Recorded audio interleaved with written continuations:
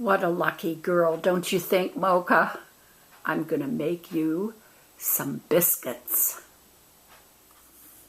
And what I wanted to do is to create a super easy recipe for making dog biscuits for Moka. So here's the recipe, and a lot of these measurements are 1 cup, starting with a cup of grated carrots, a cup of quick rolled oats, a cup of cornmeal, a cup of whole wheat flour, and this is 2 tablespoons of plain yogurt, 2 tablespoons of olive oil, and 1 tablespoon of chicken fat.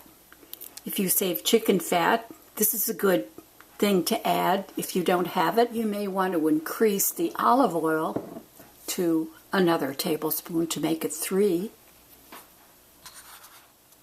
1 egg, a half cup of peanut butter, and 1/3 of a cup of water. And before I start, I'm going to preheat my oven to 400 degrees. Now, sometimes it's easier just to mix everything by hand. Now I've got a little piece of cheesecloth here that I've placed the dough onto, and I'm just going to roll it out till probably it's about 1/2 inch, maybe 1/4 inch. We're getting there. This is good cutter size that I use for Moka because she's a pretty big girl.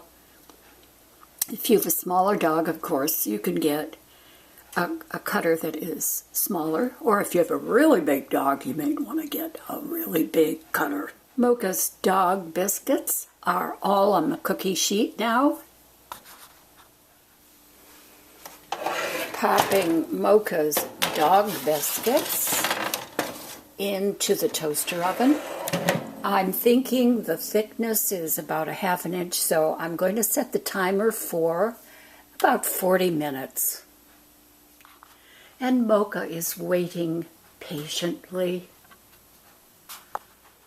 Well, there they are, Moka's biscuits. That was 35 minutes at 400. Now, here comes the taste test. Okay, Moka, how about a biscuit? You ready? Oh boy! What do you think, Moka? They're pretty good, huh? Okay, all right, one more.